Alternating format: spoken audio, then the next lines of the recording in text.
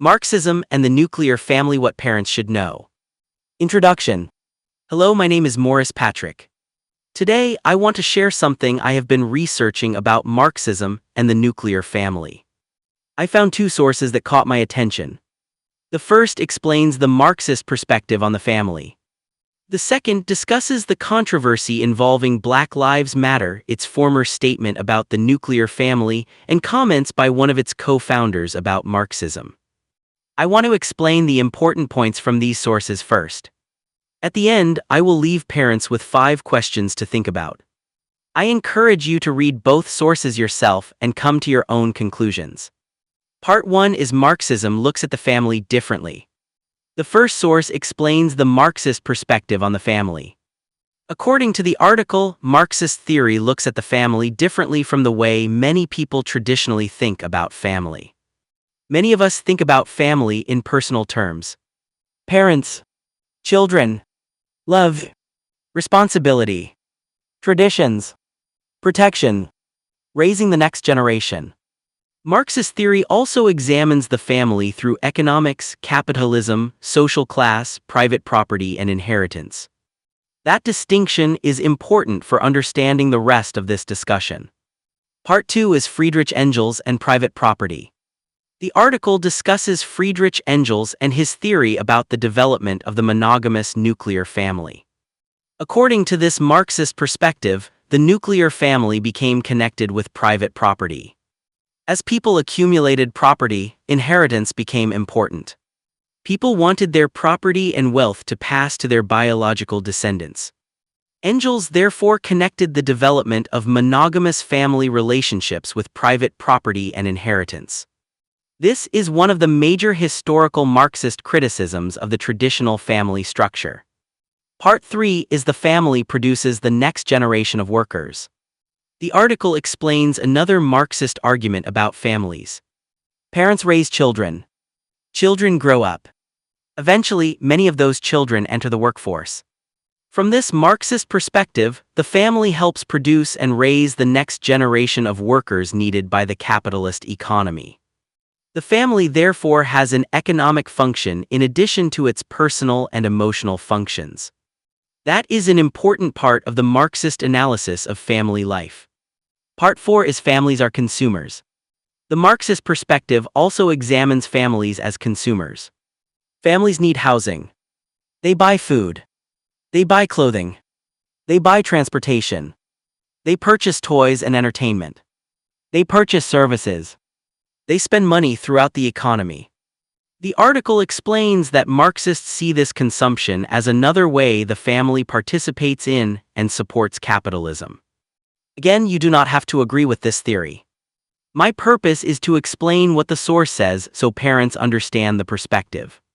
Part 5 is family, social class, and inequality. Another important Marxist argument concerns inheritance and social class. If wealthy parents can pass substantial property and wealth to their children, economic advantages can continue from one generation to another. Children born into families with significant wealth may therefore begin life with advantages that children from poorer families do not have. From the Marxist perspective described in the article, inheritance through families can therefore contribute to maintaining class inequality. This helps explain why private property, inheritance, capitalism, and the nuclear family become connected within Marxist theory. Part 6 is Marxism does not mean every Marxist believes the same thing. We also need to be accurate. Explaining Marxist criticism of the nuclear family does not establish that every Marxist wants families destroyed. It does not establish that Marxists universally want children separated from parents. And it does not establish that every socialist, liberal, or progressive holds the same beliefs. Those would be broader claims than these sources support. The important point is that Marxist theory has historically examined and criticized aspects of the nuclear family in connection with capitalism, private property, inheritance, and social class. That is the history parents should understand.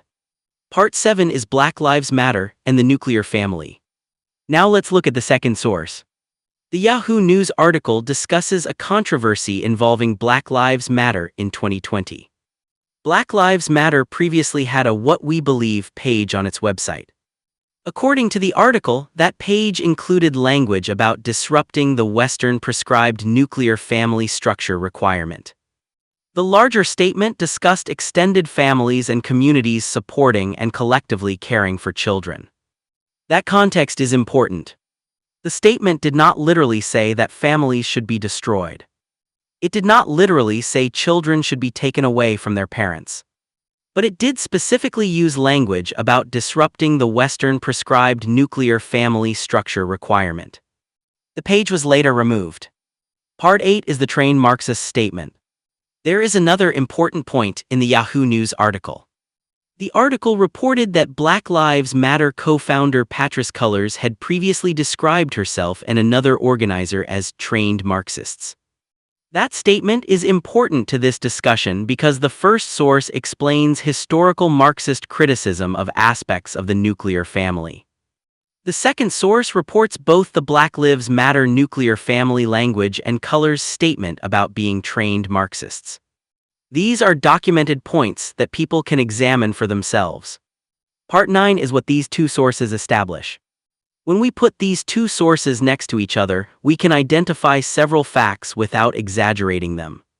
Historical Marxist theory includes criticism and analysis of the nuclear family in connection with private property, inheritance, capitalism, and social class.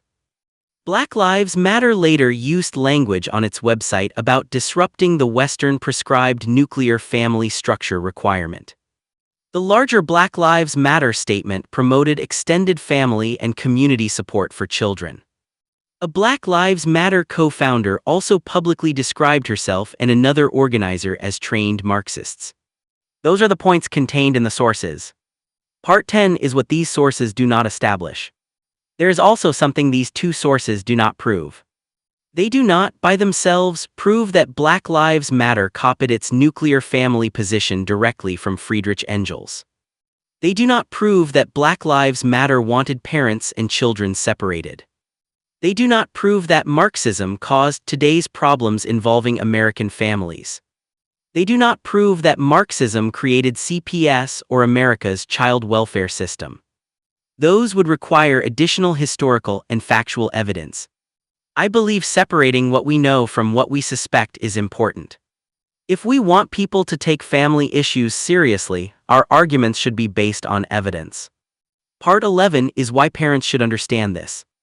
Parents should understand political and social ideas concerning the family because those ideas can influence larger public debates about family structure, childcare, education, economics, community responsibility, and government policy. Families can receive help from communities.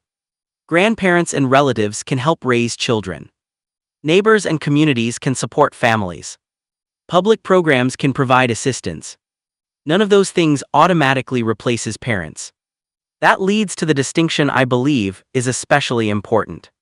Supporting parents is different from replacing parents. Parents have an important role in raising, teaching, guiding, protecting, and providing for their children. Family traditions and knowledge can also pass from one generation to another through parents and extended families. Whatever political philosophy someone follows, the role of parents deserves serious consideration. Conclusion is 5 questions for parents. After reading these two sources, I want to leave parents with exactly 5 questions. Question 1. What do you believe should be the role of the nuclear family in America? Question 2. What responsibilities for raising children should primarily belong to parents, and what responsibilities should be shared with communities or government? Question 3. Why did Marxist thinkers criticize aspects of the nuclear family, private property, and inheritance? Question 4. What did Black Lives Matter mean when its website referred to disrupting the Western prescribed nuclear family structure requirement? And how should we understand that statement in its complete context? Question 5. Who should have the primary responsibility for raising the next generation of children in America? Don't believe something simply because I tell you. Don't believe something simply because a politician tells you. And don't believe everything you see on social media. Read these two sources. Research the history. Compare different viewpoints. Look at the evidence. Then make your own decision. My name is Morris Patrick. Thank you for listening.